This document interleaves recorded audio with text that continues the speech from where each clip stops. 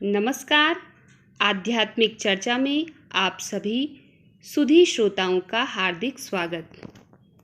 आज एक प्रेरक प्रसंग के माध्यम से हम हनुमान जी की महत्ता को जानने का प्रयास करेंगे। हनुमान बल के प्रतीक तो है ही, लेकिन उसके अतिरिक्त वह करुणा और उपकार के सागर भी है, और वह जो उपकार करते हैं उससे स्वयं भगवान श्री राम भी अछूते नहीं हैं, और वह भी उनके महत्व को सर्वोपरि मानते हैं। तो चलिए आज इसी महत्व को श्री राम के मुख से स्वयं सुनते हैं। एक बार की बात है कि राम जी लंका पर विजय प्राप्त करके आए तो भगवान ने विभीषण जी से, जामवंत जी से, अंगद जी से, सुग्रीव जी से सबको अयोध्या से विदा किया। तो सबने सोचा कि हनुमान जी को प्रभु बाद में विदा करेंगे, लेकिन राम जी ने हनुमान जी को विदा ही नहीं किया। अब प्रजा बात बनाने लगी कि क्या बात है कि सब गए किंतु हनुमान जी नहीं गए और वह अयोध्या में ही रहे। तब दरबार में कानाफूसी शुरू हो गई। हनुमान जी से कौन कहे जाने के लिए। तो सबसे पहले माता सीता की बारी आई और उन्हें यह कहा गया कि हे माता सीता, आप ही हनुमान जी को बोलो कि वे यहाँ से चले जाएं। माता सीता ने कहा कि मैं तो लंका में विकल पड़ी थी। मेरा तो एक एक दिन एक एक कल्प के समान बीत रहा था। वो तो हनुमान जी ही थे जो प्रभु की मुद्रिका ले गए और मुझे धीरज बंधवाया। कछुक दिवस जननी धरु धीरा, कपिन सहित आई रघुवीरा। निश्चर मारि तो ही ले जई ही, तिहु पर नारदादि जसु गई ही। मैं तो अपने बेटे से बिल्कुल भी नहीं बोलूंगी कि वे अयोध्या छोड़कर चले जाएं। आप किसी और से बुलवा लो। अब बारी आई लखन जी की। लक्ष्मण जी ने क्या कहा वह सुनिए। लक्ष्मण जी ने कहा कि मैं तो लंका की रणभूमि में वैसे ही मरणासन अवस्था में पड़ा था। पूरा राम दल विलाप कर रहा था। प्रभु प्रलाप सुनि कान विकल, भये वानर निकर। आई गयु हनुमान जिमि, करुणा महावीर रस। तो ये जो खड़ा है वह हनुमान जी का ही लक्ष्मण है। तो बताओ मैं किस मुंह से कहूं कि हनुमान तुम चले जाओ। मैं हनुमान जी को अयोध्या से जाने के लिए कभी नहीं कहूंगा। अब जो दरबारवासी हैं वह भरत जी के पास जाते हैं और भरत जी से जाकर कहते हैं कि हे भरत जी, आप हनुमान को कहिए कि वे अयोध्या से चले जाए। भरत जी तो इतना रोए कि राम जी को अयोध्या से निकलवाने का कलंक तो वैसे ही मेरे सर पर लगा हुआ है, और आप लोग हनुमान जी का कलंक भी मेरे सर पर लगवाना चाहते हो।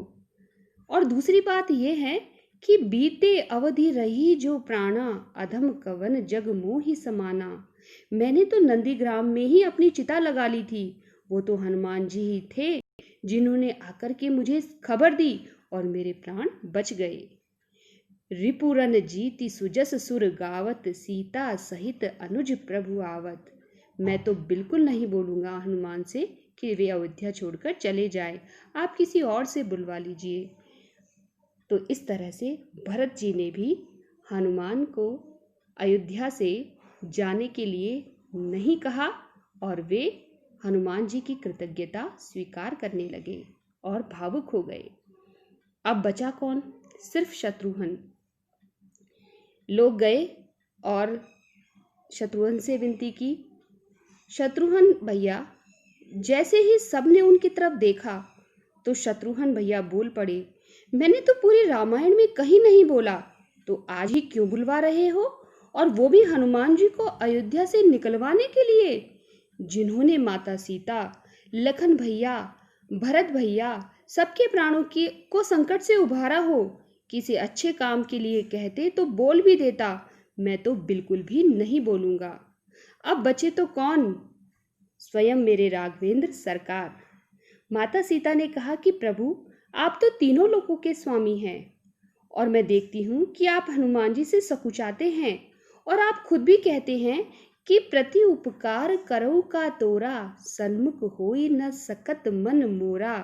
आखिर आपके लिए क्या आदेह है प्रभु?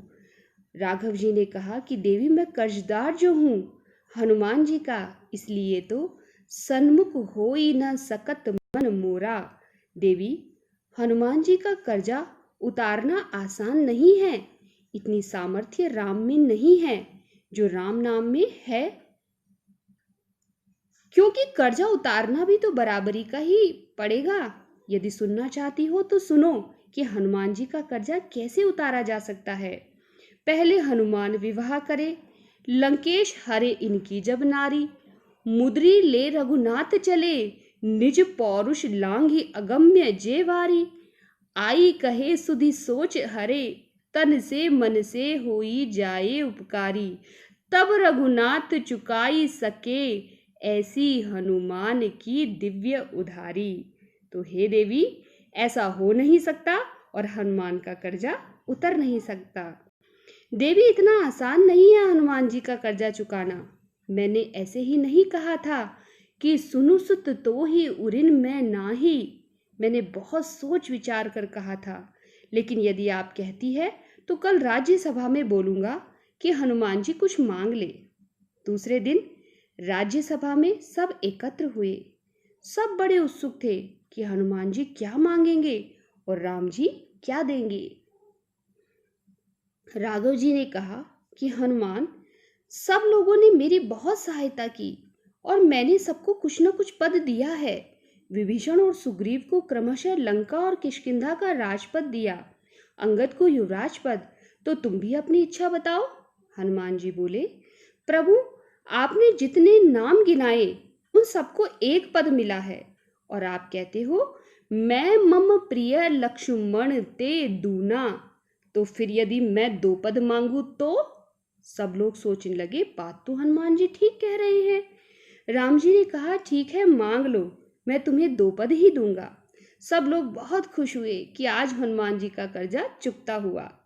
हनुमान जी ने कहा, प्रभु, जो पद आपने सबको दिए हैं उनके पद में राजमद हो सकता है, उनको अभिमान हो सकता है।